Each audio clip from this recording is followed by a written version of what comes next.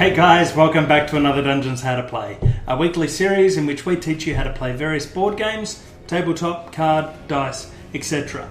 This week we're doing something a little bit different. We're playing the card game Pages of War, or we're going to show you how to play the card game Pages of War. It's soon to be on Kickstarter. It's a strategic game with fairly simple mechanics for 2 to 4 players, in which you play as a bard representing one of these races, and your goal is to tell the greatest story of conquest and knock out all the other players. As usual, I'll turn the camera down, I'll run you through how to set up the game, then I'll run you through playing it. If I can get some people to play with me, we'll do a gameplay video after that. I'll turn the camera down and we'll get started. Pages of War contains 4 decks, each of which represents one of the 4 races of Merfingale. Now, before I go further, I'd like to point out that these cards I'm using are a prototype print and play copy of the game. This is not what the real cards will look like in the finished product. They'll have unique artwork, standardised look, won't be laminated 80 GSM paper, etc, etc. Now, each of the 4 decks contains 30 cards, which include 1 king and 1 queen. These are called your Monarch cards and are the things you must protect above all else. If these 2 are defeated, you've lost the game. This doesn't mean you have to stop playing, but I'll get to that later on. Next are 3 jacks, which are referred to as generals. These are primarily used to disguise the location of your king and queen, but do have other uses later on in the game. The next cards you have are titled your hero cards. They're numbered 2 through 9 up the top here and are primarily used for combat. The last card you have is your ace card, which are referred to as combat tactics. These are mostly single-use cards, a little like spells in other games, and they can be used to sway the balance of conflict. Now, each of these cards displays a lot of important information. I'll go into further detail of how these work later when discussing conflict, but for now I'll show you the basics. First and foremost, each card has a strength which is displayed in the top left corner. This is used to determine the attacking power of your forces during conflict and is very important. Monarch and general cards also have a number to show their strength, however it's slightly off centre. It can be seen here. It's important to note that the generals, or the jacks, have varying numbers, whereas your monarchs, like the king and queen, well, the king and queen, both have a set 15. Combat tactics don't have a number beside their letter. This is because they're not used for conflict in the same manner as the other cards. The next icon you'll see represents the card suit. In the world of Pages of War, this indicates what that particular card is wielding.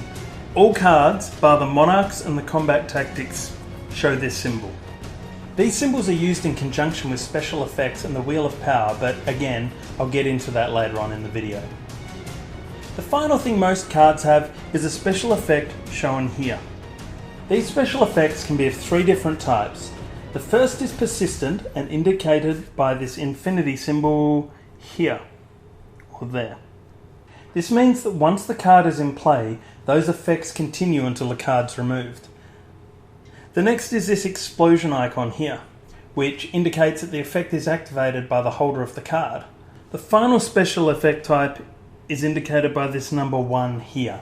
This means that the card can only be used once during an epic, which is the game's name for a round. When one of these cards is used, it's rotated 180 degrees as a reminder that it has been used. I'll explain how all of that works shortly, but for now I just wanted to show you the basic components.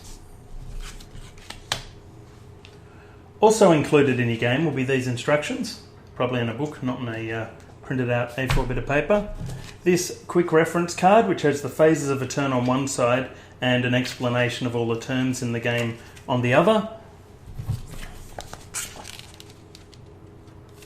A torch card, which is used to indicate whose turn it is.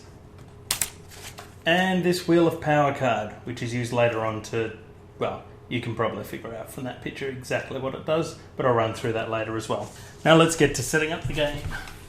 A game of Pages of War is divided into rounds. Rounds referred to as an epic and ends when a player is eliminated. The entire game is over when one player has eliminated all the rest. First, each player collects a deck and removes all the generals, jacks. 1, 2, 3. Yep, 3 jacks and their king and their queen. They then place them face down on the table in front of them, like so. This forms what is called their royal row. Now, the player can put their kings, queens, jacks, etc., wherever they so desire, but they're all face down. They can't relocate them during the game, and don't forget that when your king and your queen are lost, your game is over. So these jacks can be viewed as expendable, and it's important to note the number in the corner. This jack is worth 6, that's worth 4, and that's worth 10. So they're worth different values each as well. Positioning is mostly guesswork as you're trying to predict where your opponent will attack first. The important thing of all is to note that they're all face down. And you have a certain amount of control over when you turn them face up. So there's opportunity to bluff if you think you can. But that's really something that will make more sense once combat's explained. Next, you shuffle all your remaining cards, which are all your heroes and combat tactics, and place them, 3 of them face down like so, above the royal row. Then place 3 cards face up on top of these 3. If you draw an ace, just put it at the bottom of your deck and draw another card. They all have to be numerical heroes.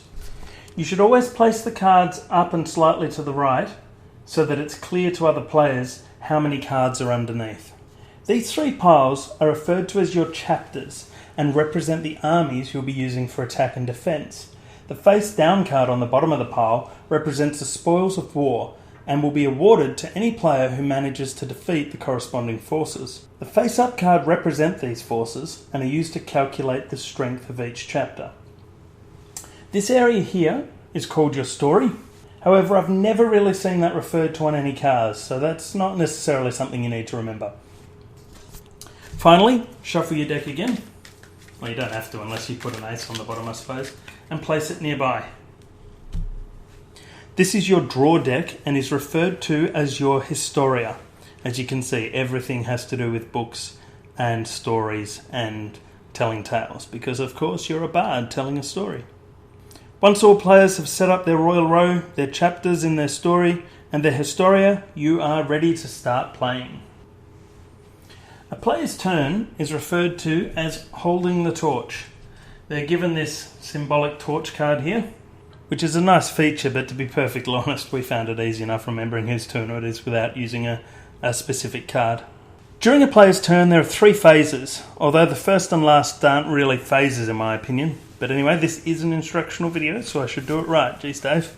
So a player's turn has 3 phases: draw, action, and pass.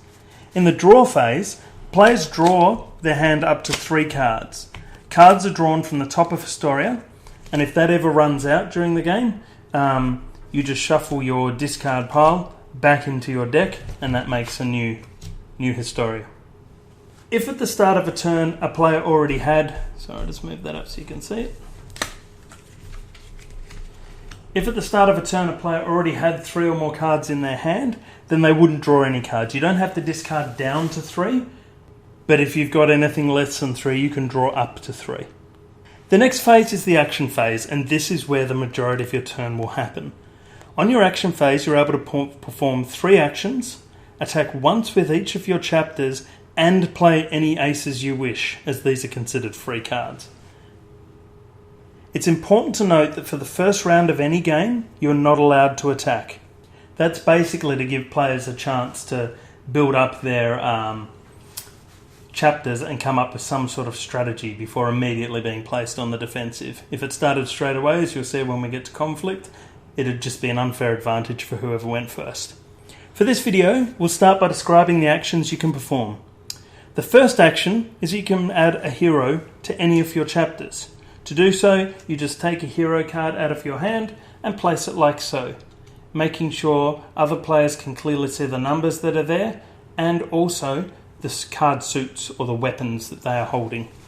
A chapter's strength is determined as the sum of all its parts. So here, 8 plus 5, the strength of that chapter is 13. So adding a hero to a chapter means that you're better equipped for attack and defense. Now, each chapter can hold a maximum of 3 heroes for every spoil it has. As the game starts with a single spoil of 4 in each chapter, this means my current maximum per chapter is 3 heroes, which, to be honest with you, 18 is a pretty good starting score. So the next action you can perform is to add a spoil to the chapter. This means you take a card, place it at the bottom, and I can now add 6 heroes to that chapter. The downside of that is that it does mean if you lose that chapter, a player who beats you is going to get a larger reward, which means they're going to take 2 of your cards instead of 1, because don't forget, if you lose a chapter in combat, the opposition will take those cards. The maximum number of chapters you can have in play at any one time is 3. If, however, you've lost a chapter during the course of a game, you can use one of your actions to create another. The process is the same as at the start of the game. You place a card face down and then one on the top. If I do it on the right side. There's one difference with creating a chapter as an action, and that's that if I'd drawn an ace here, the ace is placed on the discard pile. Now, if you remember at the start of the game, it was placed on the bottom of the deck and reshuffled in. At this stage, you just put it on the discard pile. The next action you can perform is that you can use a hero's effect, which is shown here.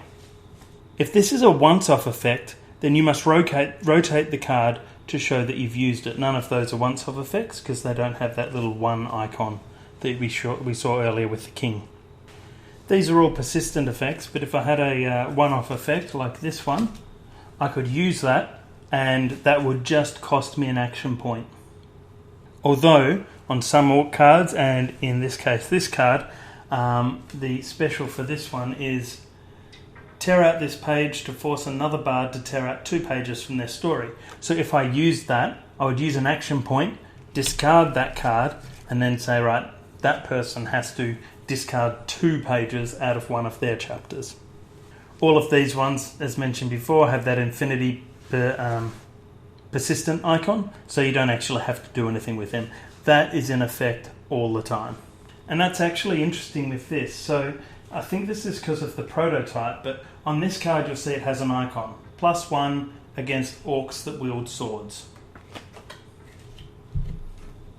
This one is +1 against orcs that wield axes, but it's actually got the text.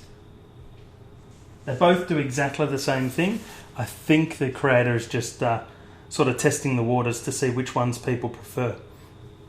Personally, I hope he goes with this one. I prefer text, but when you're looking at a whole bunch of cards at once and trying to determine what you're going to do, having a nice, easy to understand icon such as that is much better than having to read text and upside down text on other people's cards, etc., etc. You may also use one of the special effects off your guys in the Royal Row. So say you wanted to use this King's effect. This is a Jack. So let's say you want to use the Jack's effect. Actually, I'll use the King. Here's a better example. Alright, the King's effect. So I wanted to use this effect. Tear out 1 page to give all bow-wielding heroes of your story +3. Now this is a single-use card. It's done as a choice, but the effect is persistent, so it actually has all 3. So, what happens when you want to use a Monarch card? Say it's not revealed already. I reveal the card, say that I'm going to use it, which means I turn it upside down, sacrifice a card, so say I had that there like that, I'd sacrifice that card, and now all my bow-wielding things, which I've sacrificed, so all the guys that wield bows like that would get +3 as long as that king is in the game. Now you may have noticed before when I lifted up the Jack that they've actually got 2 special effects. The first effect, tells the tale, is what you use if the Jack is in the Royal Row, which he is at the moment. Later on in the game you may reach a point where you can play a Jack the same way you play a hero, so you'll play it, say, like so. If that's the case, then the second effect is used instead, joins the story. These kind of make sense as joins the story is persistent and takes effect when you play the Jack out of your hand into a chapter.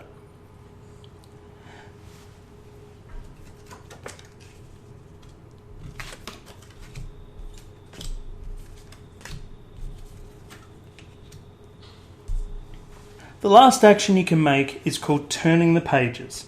This action allows you to put any remaining cards in your hand back into the Storia, shuffle it, and draw out 3 new cards. You must put your entire hand in the Historia, however you can draw 3 cards at the conclusion. So for example, what I just did then, I had 1 card and now I'm back up to 3. It's important to note that you don't shuffle the torn out pages, or the discard pile, back into your Historia at this time. You may also use aces during your turn. These can be played at any time and do not use an action point, but they're removed from the game once played. Again, remember that means they're not placed on your discard pile, but they're actually taken completely out of the game. They're single use. I'm just going to pan this back a bit and set us up so I can demonstrate combat. Okay, I've just set this up temporarily as an example. Normally these cards wouldn't be facing you the way they are here. That's just for the video because obviously it makes a lot more sense to be able to see the cards like that. So during each action phase, in addition to your 3 actions that you can perform, you're able to perform an attack with each of your 3 chapters. Each chapter may attack once, and each attack can target 1 card in the royal row of an opposing bard. You can't directly target chapters. You don't have to attack the same bard with every chapter, and you can split your attacks how you want. So I could attack orcs with this chapter. That chapter I could use to attack Dragkin, which I pretend over there, etc, etc. Attacks are performed in 3 stages. First, the attacking player declares what race and card they'll be attacking. So I say I'm going to be attacking with this chapter, that card there. Next, the defending player may choose to defend the attacker using one of their chapters, or let the attack go through to the intended card. Now they're allowed to check a face down card. Don't tell the other player. So that's a 6-point jack. They're able to check that at any time, but remember they're not allowed to move them. The defending player is also allowed to use the special move of their king or their queen at any time. This is unique in that they're actually able to use that when they're not holding the torch or when it's not their actual turn. That's a powerful move, but don't forget that those guys are single use. So if he did opt to use that, he'd have to use it and flip it over. So now, despite whatever happens with that attack, I would know exactly where the king is if I wanted to go after that next time. So obviously that person wouldn't do that. Defending players may not use the special effects of any of their other cards, including aces, except in the case where the card specifically states that they can. Once they've devised of their defense, you determine who wins the fight. So in this case, this character has 12. So let's pretend, for instance, we're going to defend with this chapter here. So the initial strength of each chapter is determined by adding up these. So that's 12 there, and he has 12 as well. Then you add any special effects for that card.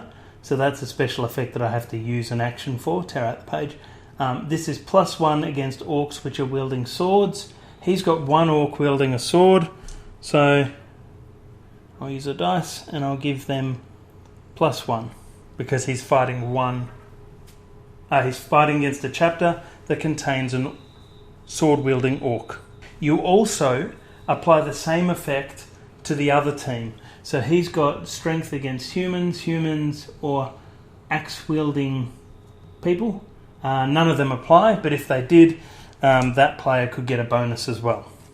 Now for this video, I've used dice to indicate the bonus. You can use dice or tokens or just remember it in your head. I normally prefer tokens, but I forgot to bring them. And, well, I've got dice right here, so. There's also an optional game mechanic you can use here called the Wheel of Power. Power. You don't have to say it like that. You can say it like a normal person if you want. It's pretty self-explanatory. What it does is it applies a +2 bonus based on weapons you're carrying. So we are carrying a sword and a bow. So if there is an axe-wielding orc, which there is, we get +2 bonus. So that character gets a +2 bonus because there's an axe-wielding orc there. And then bows are strong against wings.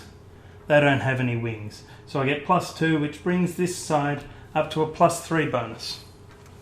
Then the same is applied for the other team. So they've got an axe, which is strong against spears. I don't have a spear. They've got a bow, which is strong against wings, where I don't have wings. See that?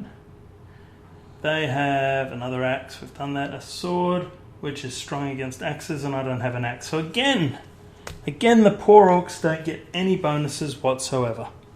Now, personally, I'm not a huge fan of the Wheel of Power mechanic, only because when you're playing with 4 players and you're going, right, I'm going to attack with this card, who am I going to attack? You're looking through 9 chapters, and not only are you adding up the points and the bonuses there, you then have to do that cross-referencing of which cards have which. It adds a bit of number crunching to it and makes deciding who to attack a much longer process, especially when you do it with, say, 9 chapters for each of your 3 chapters. That's 27 checks. It's a lot. Anyway, that's how it works. The person who has the highest number is deemed the winner of that conflict, and the loser suffers the consequences. I think it's pretty safe to say that 15 points is higher than 12, so the elves are the winner in this particular instance. The consequences vary depending on who you're attacking, i.e. if you're actually attacking a monarch, so if the player had let that go through to the jack, or whether you're attacking a chapter. So using this example where we're this chapter and we attack that chapter, our score's higher, we won the fight, so the player must now discard a number of cards from their chapter equal to the difference in card numbers between the opposing chapters. Now that took a little bit to get my head around, but what it means is, so I've got 2 cards in my chapter and they have 4. The difference between 2 and 4 is 2. Therefore, that person has to discard 2 cards. So they would most likely choose their 2 cards that are worth 2, and that will be the end of that turn. If I hadn't got any of the bonuses and we both had the same score, then our scores would have been identical. Neither of us would have lost, which is called a stalemate, and therefore no one would have to get rid of their cards. Similarly,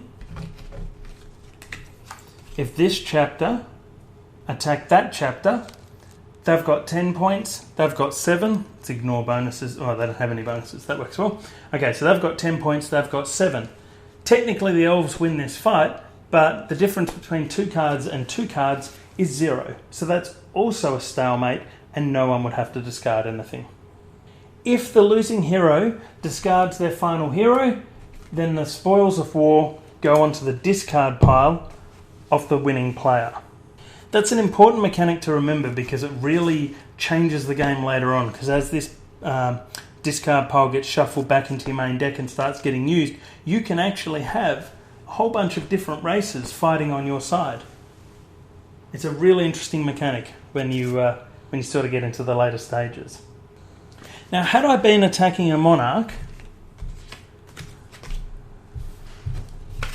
so say I attack there and he let it go through,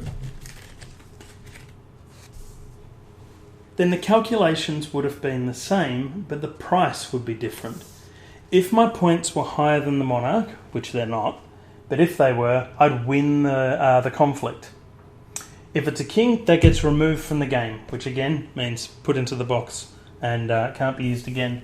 If it was a jack, that actually gets put back into the player's hand, and they can then use that on a subsequent turn as a hero.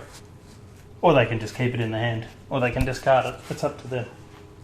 If our scores were the same, then it's considered a stalemate and neither of us wins. The monarch card remains flipped up though as a result of the attack, so I guess the attacker sort of wins a little as they've revealed an important card. If your points were lower than the card, as they are in this case, this is what's called a royal defeat. In that case, all my cards would get discarded and they would get the spoils of war. So when you lose and you're attacking a monarch, you lose everything. There's no difference between cards, etc, etc. When a player loses both their king and their queen, all play stops. The losing player removes all the remaining aces and jacks from play and gathers their remaining cards into their hand. The other players gather all the cards in their story, which, if you remember, is all the cards in the chapters here, but not the ones in the royal row. They add them to all the cards in their discard pile and all the cards in the Historia and make a new deck. If the remaining players have a jack from their race in that pile, they're able to add one face down to their royal row. Clarify, they're able to add one from their race face down in the royal row. So I can only put an elven jack down, which means, of course, you can never have more than 5 cards in your royal row, which is the point behind that. The remaining players then create 3 new chapters and a new epic has begun, remembering that an epic is this game's turn for each stage of the game. The eliminator player hasn't won the game, but they can still take game turns and affect the flow of the story. On their turn, so when they get the torch, which I've lost. Torch. Oh.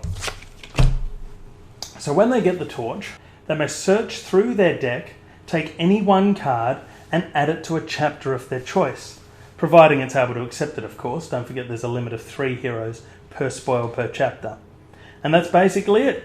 So on your turn, you draw your hand up to 3, perform up to 3 actions and 3 attacks, then pass the torch to the next player, rinse and repeat until there's only one person left. Hope you enjoyed the video. As mentioned at the start, Pages of War will be on Kickstarter soon, so keep your eyes peeled. I'll post a link in the description below when it's live, so you can check it out and hopefully make a donation. Thanks for watching. I'll see you next week.